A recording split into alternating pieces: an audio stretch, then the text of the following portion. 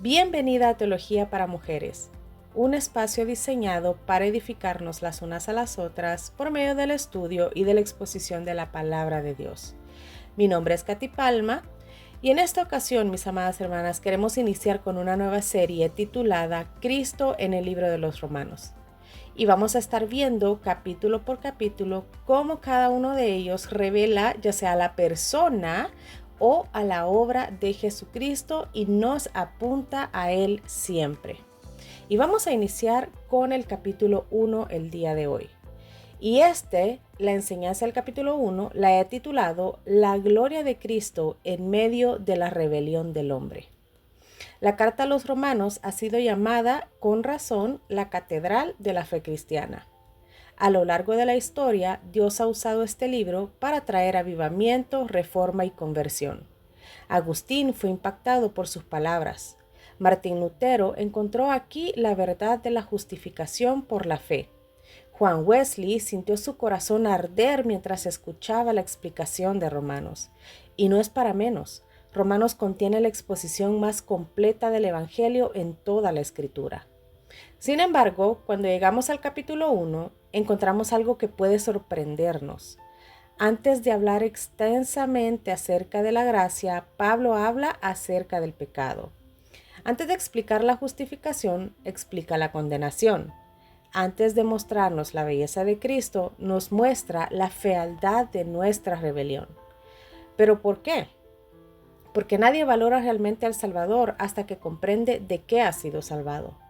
Romanos 1 no fue escrito para que las creyentes se conviertan en observadoras de los pecados ajenos. Fue escrito para que contemplemos la santidad de Dios, reconozcamos la corrupción de nuestro corazón y corramos nuevamente hacia Cristo. Este capítulo nos enseña que el problema fundamental de la humanidad no es político, social, económico ni psicológico. El problema fundamental es espiritual. Hemos cambiado la gloria de Dios por ídolos. Hemos rechazado al Creador para adorar la creación. Y precisamente por eso necesitamos desesperadamente al Redentor. Para comprender correctamente Romanos 1, debemos recordar que Pablo está preparando el terreno para lo que desarrollará más adelante.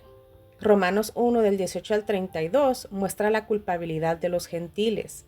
Romanos 2 expone la culpabilidad de los religiosos y Romanos 3 concluye con que toda la humanidad está bajo pecado.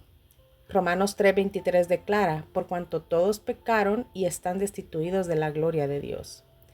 Pero incluso desde el capítulo 1, Cristo ya está en el centro. Porque el Evangelio no es una respuesta secundaria al problema humano. El Evangelio es el plan eterno de Dios revelado en su Hijo. Y vamos a ver 3 puntos importantes que podemos resaltar en el capítulo 1 de Romanos. Y el punto número 1. Cristo es el centro del Evangelio y la única esperanza para los pecadores. Pablo comienza presentándose de una manera sorprendente. Romanos 1:1 dice, Pablo, siervo de Jesucristo, llamado a ser apóstol, apartado para el Evangelio de Dios. La palabra siervo literalmente significa esclavo. Pablo se considera propiedad de Cristo. Y esto es importante porque el Evangelio comienza reconociendo quién es nuestro verdadero Señor. Actualmente estamos en una cultura que exalta la autonomía, la independencia y la autodeterminación. Sin embargo, el cristianismo comienza con una rendición total al señorío de Jesucristo. Pablo continúa diciendo, acerca de su Hijo, nuestro Señor Jesucristo. Romanos 1:3. Observemos cuidadosamente. El Evangelio es acerca de Cristo, no acerca de nosotros, no acerca de nuestros sueños, no acerca de nuestra autoestima, no acerca de alcanzar nuestro potencial. El Evangelio es la noticia gloriosa de lo que Dios ha hecho en Jesucristo para salvar pecadores. Muchas enseñanzas modernas comienzan con el hombre. La Biblia comienza con Dios. Muchas enseñanzas modernas terminan con el hombre. La Biblia termina con Cristo. Por eso, toda lectura verdaderamente cristocéntrica de Romanos 1 debe comenzar aquí. Cristo es el tema principal. Primero, Pablo continúa describiendo dos realidades acerca de Jesús. Primero, Él es el descendiente de David según la carne. Esto demuestra que Él es el Mesías prometido. Y segundo, fue declarado Hijo de Dios con poder mediante la resurrección. La resurrección es la gran declaración divina de que Cristo es quien afirmó ser. No seguimos a un maestro muerto, no seguimos a un profeta enterrado, seguimos a un Salvador resucitado. Posteriormente, Pablo presenta uno de los textos más importantes de toda la carta. Romanos 1 del 16 al 17. Dice así: porque no me avergüenzo del Evangelio, porque es poder de Dios para salvación a todo aquel que cree, al judío primeramente y también al griego. Porque en el Evangelio la justicia de Dios se revela por fe y para fe, como está escrito, mas el justo por la fe vivirá. Aquí encontramos el corazón de Romanos, la justicia de Dios. La humanidad necesita justicia para permanecer delante de un Dios santo, pero carece completamente de ella. No importa cuán moral parezca una persona, no importa cuán religiosa sea, no importa cuántas buenas obras realice, ninguna persona posee la justicia perfecta que Dios exige. Por eso Cristo vino. Él obedeció donde Adán falló. Él obedeció donde Israel falló. Él obedeció donde nosotras fallamos. Su obediencia perfecta es acreditada al creyente mediante la fe. Filipenses 3:9 dice: y ser hallado en él, no teniendo mi propia justicia, que es por la ley, sino la que es por la fe de Cristo, la justicia que es de Dios por la fe. Hermana, esta verdad transforma completamente la vida cristiana. No somos aceptadas porque hacemos suficientes méritos. Somos aceptadas porque Cristo posee méritos perfectos. No descansamos en nuestra justicia, descansamos en la justicia de Cristo. Punto número 2. El pecado es un intercambio de la gloria de Dios por los ídolos. Después de presentar el Evangelio, Pablo explica la condición humana. Romanos 1:18 dice: porque la ira de Dios se revela contra el cielo, contra toda impiedad, porque la ira de Dios se revela desde el cielo contra toda impiedad e injusticia de los hombres que detienen con injusticia la verdad. Notemos que la ira de Dios se revela porque el hombre ha rechazado la verdad. La humanidad no es inocente, no vive en ignorancia absoluta. Pablo enseña que Dios se ha revelado más bien mediante la creación. Romanos 1:20 dice: porque las cosas invisibles de Él, su eterno poder y deidad, se hacen claramente visibles desde la creación del mundo. La creación es una inmensa proclamación de la gloria divina.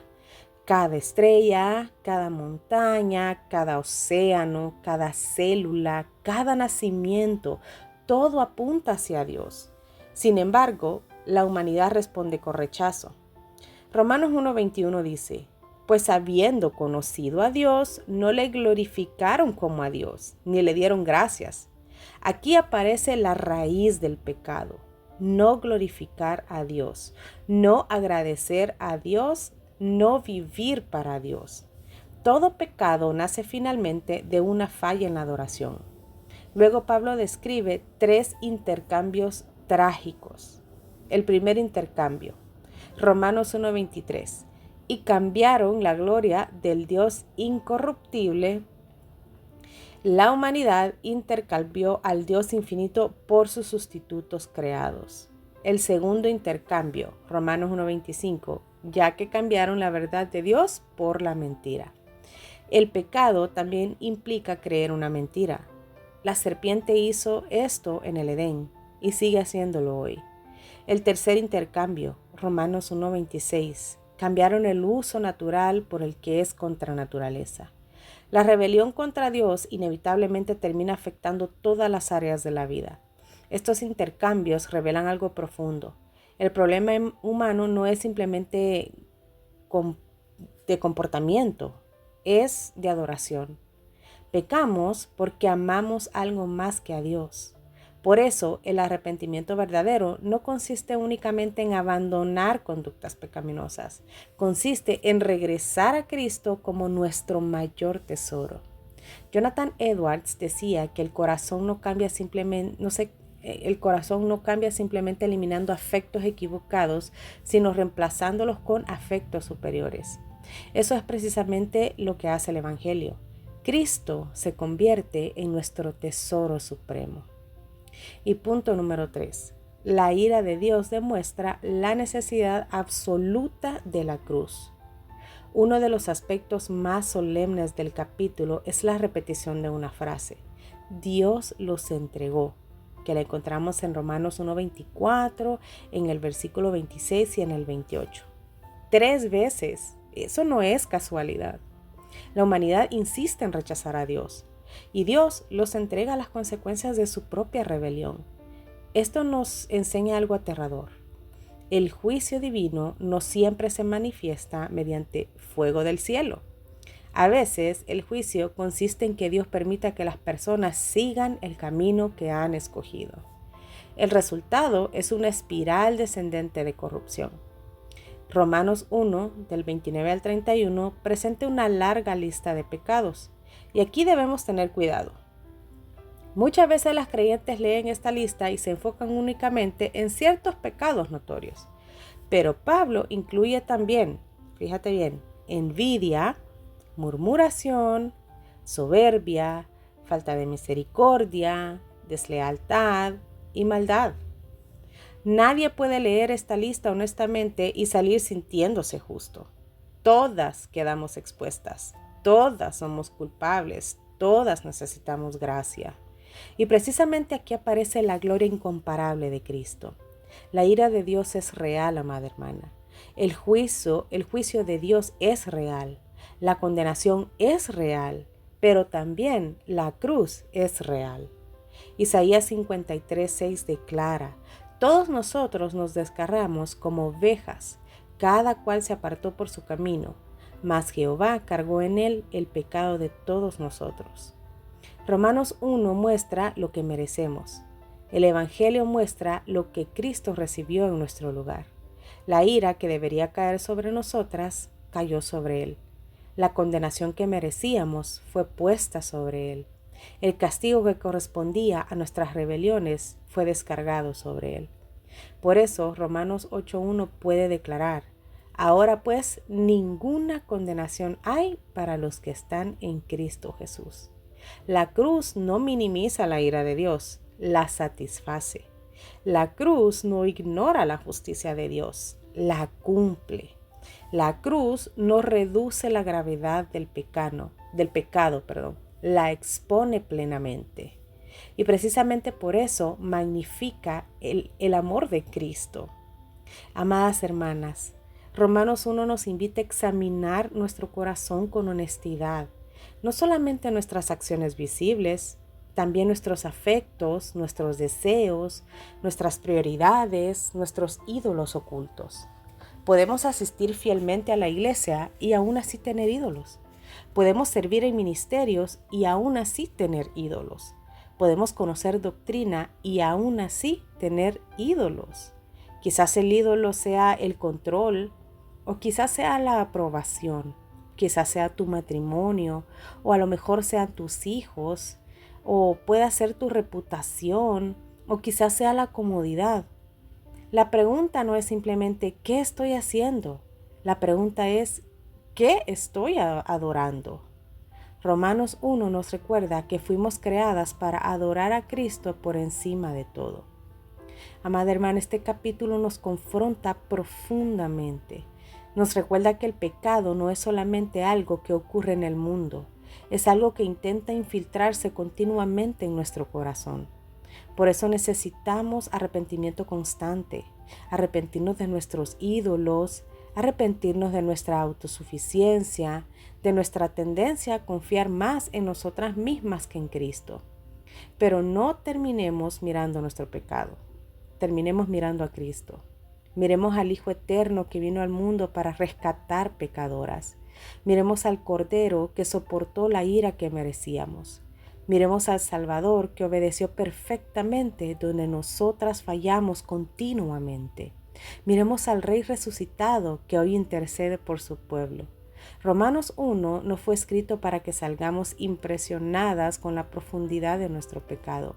Fue escrito para que salgamos maravilladas con la inmensidad de la gracia de Jesucristo. Porque cuando más entendemos quiénes somos sin Él, más glorioso se vuelve todo lo que Él es para nosotras. Y al contemplar nuevamente la gloria de Cristo revelada en este capítulo, te pregunto, ¿qué área de tu corazón necesita rendirse más completamente a su señorío y a la suficiencia de su evangelio? Mi amada hermana, con esto concluimos el primer capítulo del libro de los Romanos.